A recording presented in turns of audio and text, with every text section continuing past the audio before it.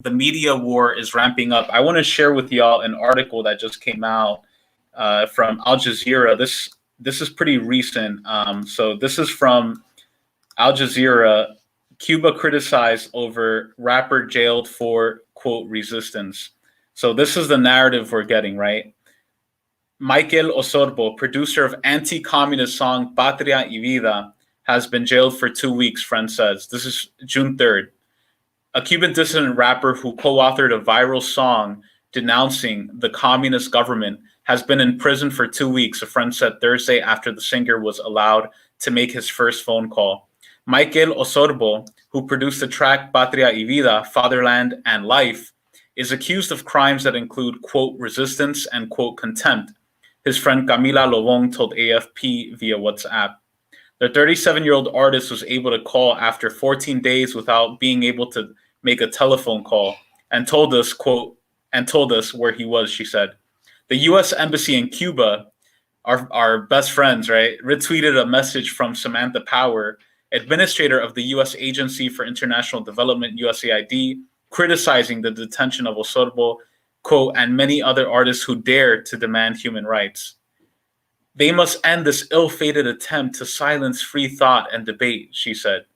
This is Samantha Power, by the way, the same lunatic psychopath who oversaw the bombing of Libya, of the coup in Honduras, of the war on Syria, who expanded AFRICOM and bombed the crap out of so many African countries and Yemen and Afghanistan.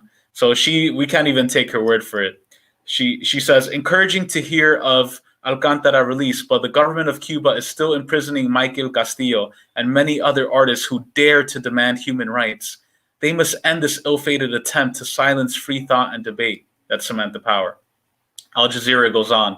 USAID faced criticism in 2014 when an Associated Press investigation found the agency used Cuban rappers, quote, to break the information blockade, unquote, and build a network of young people seeking social change, according to documents. So they're telling us straight up right here, USAID is funding opposition rappers. But the AP said the operation was amateurish and profoundly unsuccessful. Osorbo is not known to have been involved, and many of the artists knew nothing of the operation, allegedly. The pro-government website Cuba Debate, citing Interior Ministry sources, said Osorbo was in a provisional detention, quote, accused of the crimes of attack, public disorder, and escape of prisoners or detainees, which he committed on April 4th, 2021.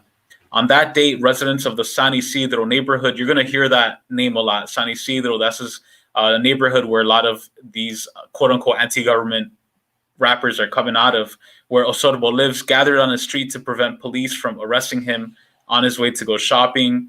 Images of the event transmitted live via Facebook showed people with Osorbo and fellow dissident artist Luis Manuel Otero Alcántara singing Patria y Vida and chanting anti-government slogans, a rare event in the one-party state. And Osorbo was arrested on May 18th in order to be held in custody. He was transferred on May 31st to the Pinal del Rio prison west of Havana, according to Cuba Debate. Fatherland and Life is a spin on the slogan Patria o Muerte, fatherland or death, coined by the late communist leader Fidel Castro in 1960. The tune is a no-holds-barred critique of the island's 6-decade-old communist government, rattling off a list of grievances about poverty, repression, and misrule.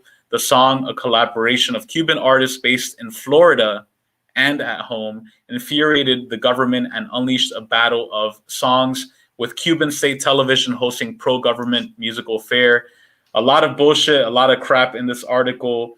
But Comrade Only, what's your response to that article? It's just the same old story of how the U.S. is insidiously attempting to overthrow Cuba's socialist revolution. Like that's all it is. That's all it is. The San Isidro movement has been around like at least for a year. It is a AstroTurf movement that is funded by the National Endowment for Democracy and U.S. aid, with the explicit intent of creating discontent in Cuba and creating conditions for the Cuban government to be overthrown.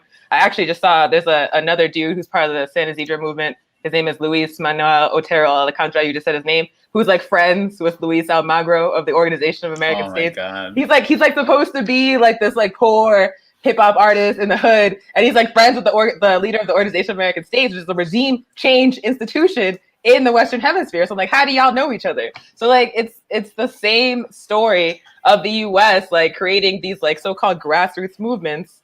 And then using them as like a wedge to attempt to create discontent in countries that they're trying to where they're trying to overthrow the government. They did the same thing in Syria. They did it in Libya. They did it in Venezuela. It's a very old story. Before I pass it on to Camarada Cero, I just want to explain, because you used a term that I love to use as well, Comrade Oni, which is astroturfing.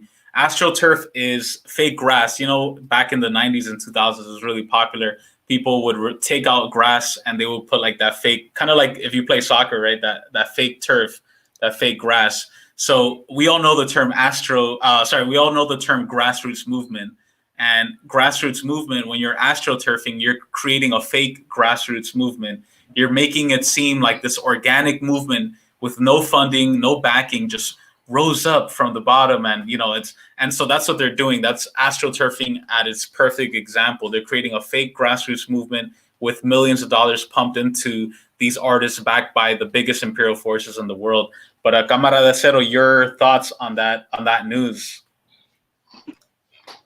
Just basically to piggyback off of Comrade Oni, I mean, there's another attempt of the U.S. trying to fund a color revolution, and weaponizing culture, utilizing hip hop culture. And just to correct you, Comrade Ramiro, I'm not in the Catskills. I'm actually in the Bronx. You're in the Bronx. Oh shit. Yeah, okay, cool. Yeah, I'm in the Bronx, right, cool. The birthplace of hip hop. And to think about like how hip hop came to be, it was like a reaction towards neoliberalism in the Bronx during the 70s, during the Reagan era, and just to see like these, Afro-Cuban, and they were very. I saw the video. I don't know if y'all saw the video, but yeah, we're gonna play it later. Actually, yeah. Yeah, it was just BS, but like they were very careful about how they marketed the video, how they utilized Afro-Cuban rappers, how they also utilized the group Gente de Zona, that usually is just known for like party songs, reggaeton, but this is like the first time they come out with a political message against the Cuban government, and they were very careful of not putting like somebody like Pitbull, like a white Cuban from Miami, in the video. But yeah, this is just another tactic of the U.S. using the National Endowment for Democracy to fund it's like fake movement, grassroots movement, using like what our people have created through struggle.